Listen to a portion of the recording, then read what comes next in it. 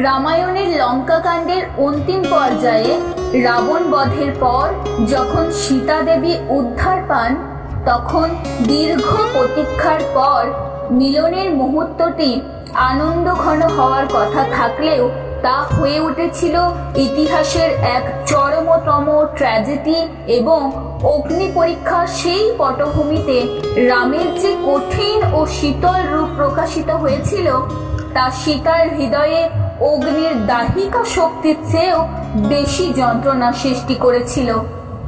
রাম যখন সীতাকে জনসমক্ষে গ্রহণ করতে অস্বীকার করেন এবং তার পবিত্রতা নিয়ে অত্যন্ত কঠোর এবং নিষ্ঠুর বাক্য প্রয়োগ করেন, তখন সীতা কেবল একজন স্ত্রী হিসাবে নয়, বরং একজন মানুষ হিসাবে চরম অপমানের সম্মুখীন হয়েছিলেন। কারণ যেই রাম চিন্তায় তিনি অশোক কাননে তিল তিল করে বেঁচেছিলেন, সেই রামের কণ্ঠেই তিনি শুনতে পান যে তার উদ্ধার কেবল বংশের মর্যাদা রক্ষার জন্য হয়েছে, কোনো ব্যক্তিগত অনুরাগের জন্য নয়। মহর্ষি বাল্মীকির লেখনীতে রামের সেই সময়কার দৃষ্টি ও আচরণকে অত্যন্ত রূঢ়ভাবে বর্ণনা করা হয়েছে, যা সীতার মতন ধৈর্যশীল রমণীকেও বিদীর্ণ করেছিল। এবং সেই শীতল দৃষ্টির অন্তরালে যে বিচ্ছেদ ও অবিশ্বাসের সুর ছিল, তা সীতাকে এক গভীর শূন্যতায় নিমজ্জিত করে। সীতা যখন রামের দিকে প্রত্যাশার নয়নে তাকিয়েছিলেন, তখন তিনি রামের চোখেই সেই চিরচেনা মমতা খুঁজে পাননি, এবং সেখানে ছিল একজন কঠোর বিচারকের ন্যায় উদাসীনতা এবং রাজধর্মের নামে এক অনমনীয় কাঠিন্য, যা সীতার আজীবন সাধনা ও সতীত্বের প্রতি এক বিশাল প্রশ্ন চিহ্ন ছুড়ে দিয়েছিল। রামের সেই বাক্যবাণ যা ছিল বজ্রের মতন তীক্ষ্ণ, যা শুনে সীতার লজ্জায় ও ক্ষোভে কুঁকড়ে গিয়েছিলেন। কারণ তিনি জানতেন যে তিনি পবিত্র, কিন্তু তার আরাধ্য দেবতার চোখে সেই অবিশ্বাসের ছায়া তাকে মৃত্যুর চেয়েও বেশি কষ্ট দিয়েছিল। অনেক বিশ্লেষক মনে করেন যে রাম এই আচরণ করেছিলেন লোক শিক্ষার জন্য, এবং তিনি জানতেন যে সীতা পবিত্র, তবুও একজন আদর্শ রাজার কর্তব্যের খাতিরে তাকে এই কঠিন পরীক্ষা নিতে হয়েছিল। কিন্তু সীতার মানবিক দৃষ্টিকোণ থেকে দেখলে এই যুক্তি তার ক্ষতকে প্রশমিত করতে পারেনি, কারণ প্রেমের ক্ষেত্রে যুক্তি নয়, বরং আস্থার প্রাধান্যই মুখ্য।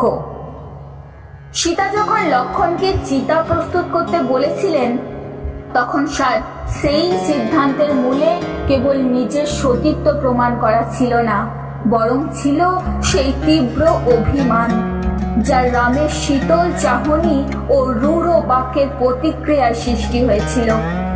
এবং তিনি মনে করেছিলেন যে রামের মনে যদি তার জন্য স্থান না থাকে, তবে এই নশ্বর দেহ ধরে রেখে আর কোনো সার্থকতা নেই। অগ্নি পরীক্ষার সেই প্রহরে সীতা যখন অগ্নিকুণ্ডে প্রবেশ করছেন, তখন রামের মুখমণ্ডল ছিল পাথরের মতন নিস্পৃহ, এবং সেই নিস্পৃহতা বা আবেগহীনতাই সীতাকে সবচেয়ে বেশি ব্যথিত করে তুলেছিল।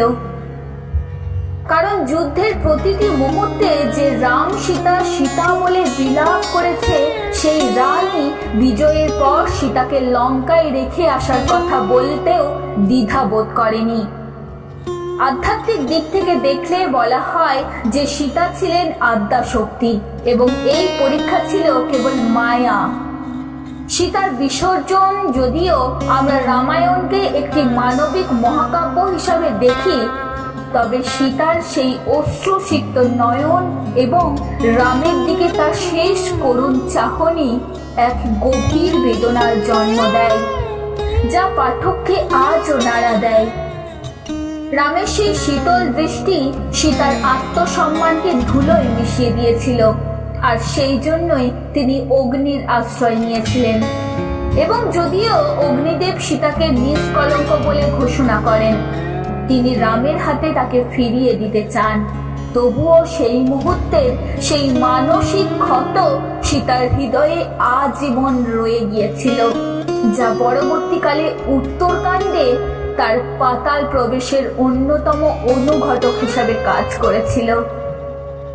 রামের চরিত্রকে এখানে মর্যাদা পুরুষোত্তম হিসাবে দেখানো হলেও সীতার প্রতি তার সেই মুহূর্তের আচরণ ছিল এক চরম পুরুষতান্ত্রিক আধিপত্যের বহিঃপ্রকাশ, যেখানে একজন নারীর শুদ্ধতা কেবল পুরুষ ও সমাজের মাপকাঠিতে নির্ধারিত হয়।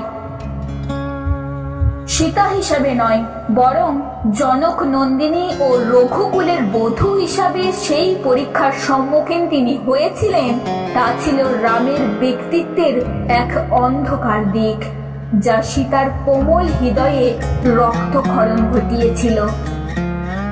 বাল্মীকি রামায়ণে স্পষ্ট উল্লেখ আছে যে রামের কথা শুনে সীতা যেভাবে কেঁদেছিলেন এবং তার শরীর যেভাবে কাঁপছিল, তা দেখে বানর ও রাক্ষসদের মনেও করুণার উদ্রেক হয়েছিল। কিন্তু রাম ছিল অটল, কারণ তিনি তখন স্বামী নয়, বরং তিনি ছিলেন অযোধ্যার হবু রাজা, যার কাছে ব্যক্তিগত আবেগের চেয়ে প্রজাদের সন্তুষ্টি ছিল বড়।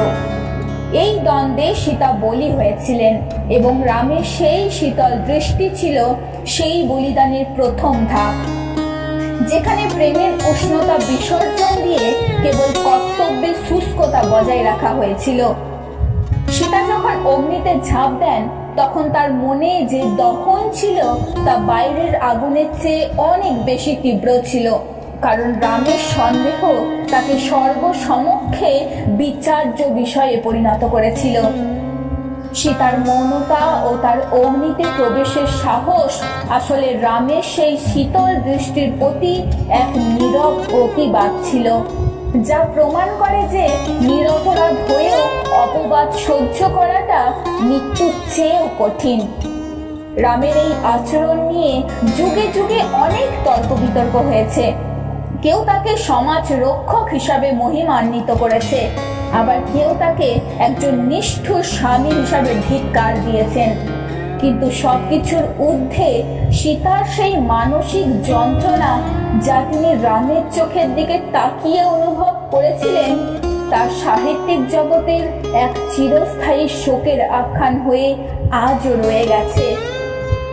সীতার মহিমা এখানেই যে তিনি এত কষ্টের পরেও রামের প্রতি তার ভক্তি ও প্রেম ত্যাগ করেননি।